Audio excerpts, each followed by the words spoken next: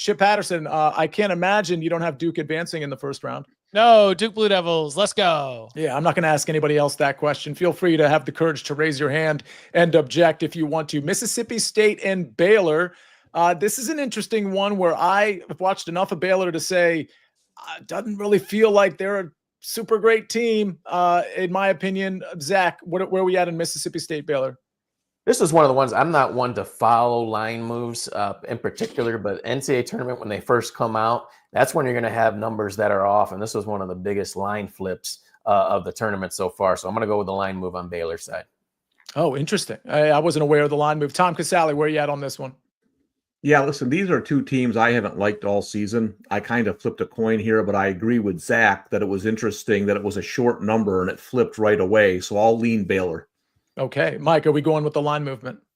Yeah, I'm on Baylor. I'm interested to see line movement that our guys are talking about here. I still show Baylor as a 2-point dog in this game.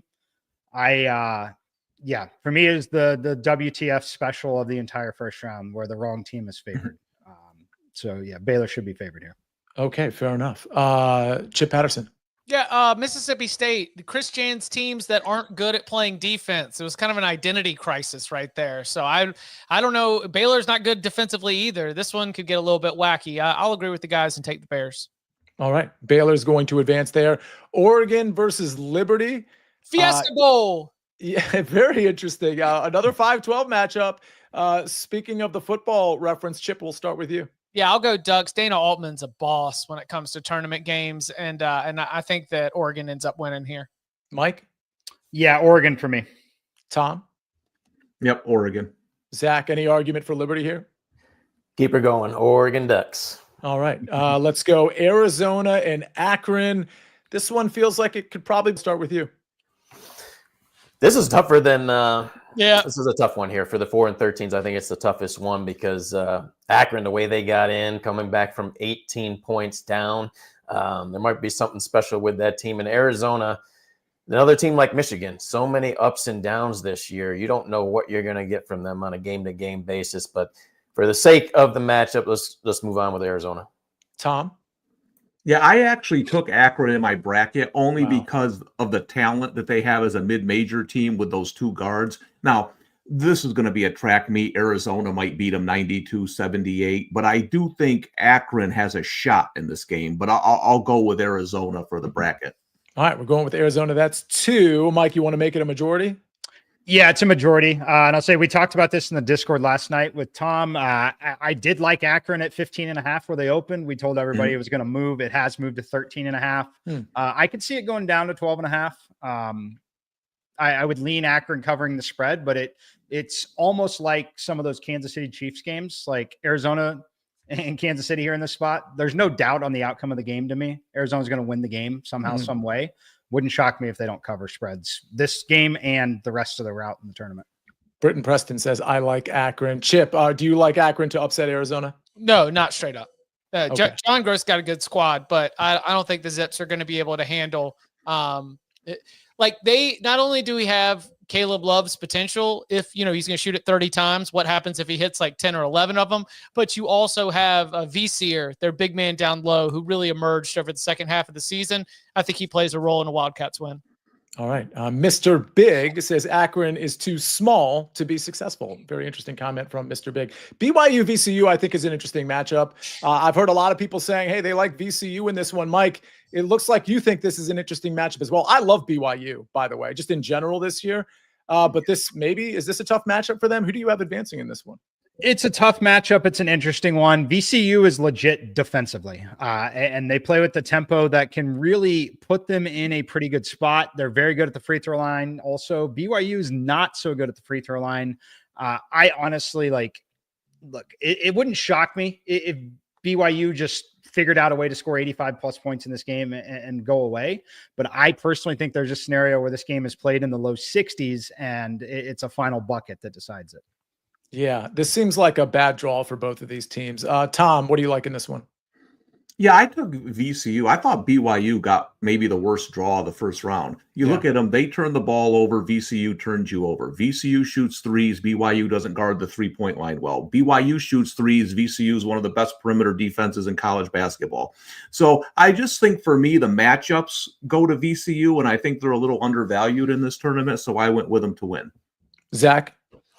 Yeah, I'm going to go with VCU as well. Bad matchup for BYU, as Tom said. This Atlantic 10 has shown, even if they're a one-bid, two-bid league, they've been good in these opening rounds with Richmond, with last year with Duquesne. So I'm going to go with VCU in the spot. All right, Chip Patterson. A little bit of a bigger BYU bet. If we want to just add, I'm getting outvoted here, and that's fine. I like VCU a lot.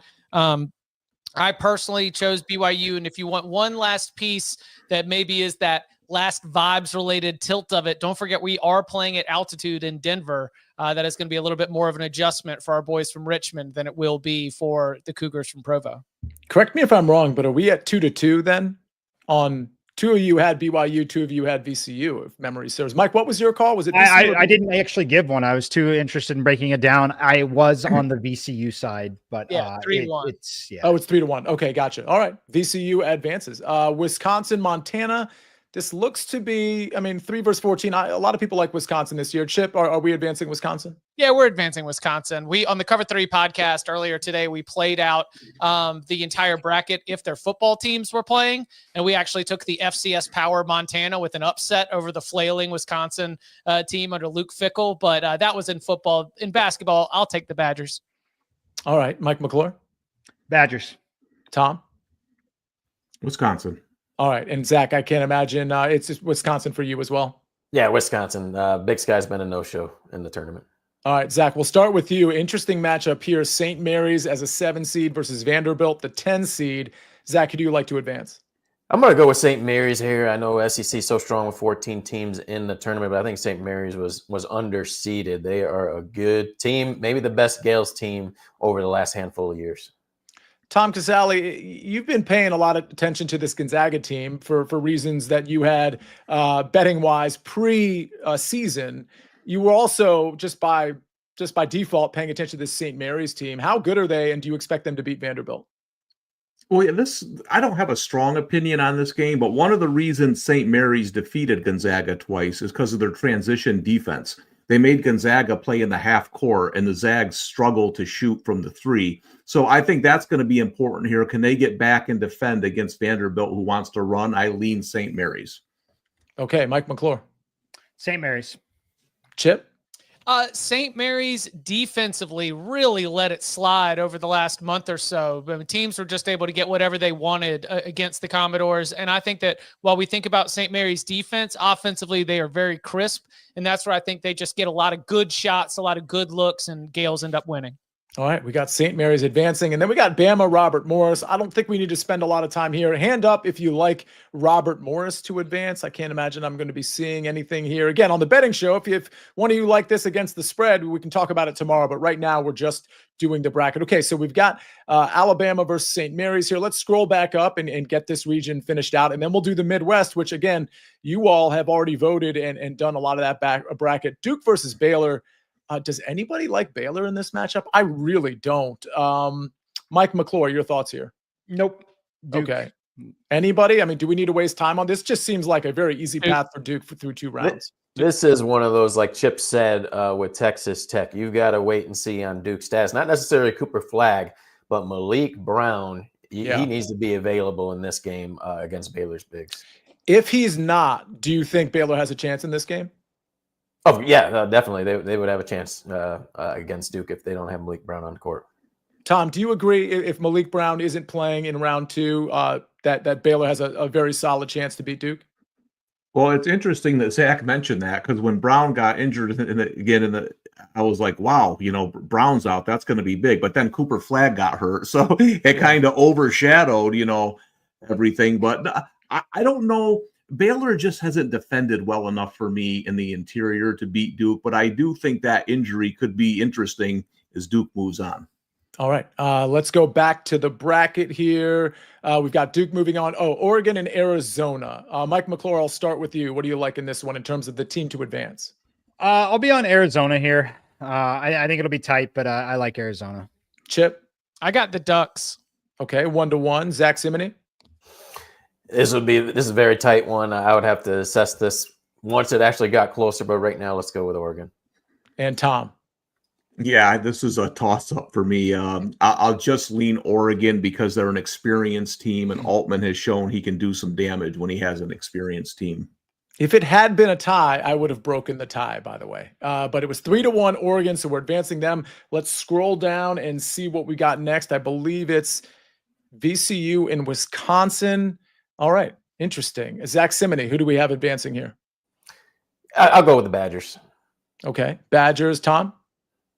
Yeah, I took VCU in my bracket just to have I was kind of chalk, so I wanted to have a little fun with a couple of double-digit seeds, but Wisconsin probably prevails.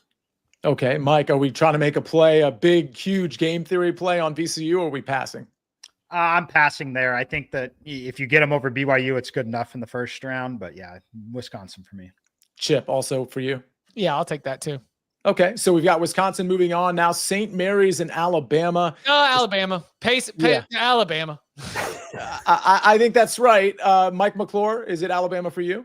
Yeah, it's one I want to watch, though. I love chaos. As fast as you can get, as slow as you can get. Yeah, Bama's too much, though, offensively. Tom, Alabama's too much? This is probably where Alabama's athletes take over. But, Grant Nelson's going to be kind of big here. We have to check his status as well as the tournament goes on. All right. And Zack, are we rounding it out? Is it a 4-0 sweep? Yeah. Move on with Bama. Okay. So let's scroll out a little bit, see how this bracket looks. Looks like Duke, Oregon is we're in the Elite Eight right now, I believe. Duke, Oregon. All right. Let's start with Duke. Chip Patterson. I'm going to assume that Cooper Flagg is back by this point, and that's absolutely huge going up against Oregon's front line of Nate Biddle and TJ Bamba. I will go Blue Devils. All right, yeah, we're at the Sweet 16 at this point. Mike McClure, are we going with Duke over Oregon? Duke over Oregon. Tom, Duke? Yes. Zack? I'll go with Duke, but it's tough against Dana Altman if he gets to that point, but Blue Devils. All right.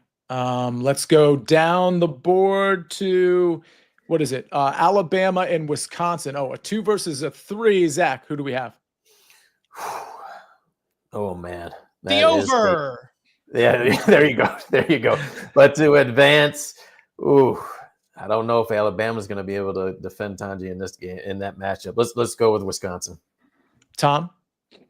Yeah, listen, Alabama has issues defensively, but, I was writing an article and I counted it up. They've scored 90 plus 18 times this year. That's insane for a college team. Mm-hmm. I think old Wisconsin that I watched for 25 years, I would have liked them more here. New Wisconsin, who likes to get up and down the court, I don't know if that's the way to beat Alabama. Give me the Tide. So I think it's 1-1. Mike McClure, what do we like? I'll take Bama. Again, take the over, take Bama. And yeah, I think that I see it in the chat. I think Sears probably does score 30 in this matchup too. But I think they're ultimately too much. All right. And Chip, are we on Bama as well? Yeah. Roll Tide, roll. Okay. All right. Okay. Let's zoom out. Are we done with that bracket or that side of the bracket? I think are we? Oh, we have to pick a Final Four winner. Okay. So, So Duke versus Alabama to represent, let's see, what region? The East region in the Final Four. Zack, I'm going to give you first dibs here. Yeah, I'll go with Duke versus Auburn and Auburn advancing. Okay, so we have Duke advancing past Bama. Okay, Tom, go ahead.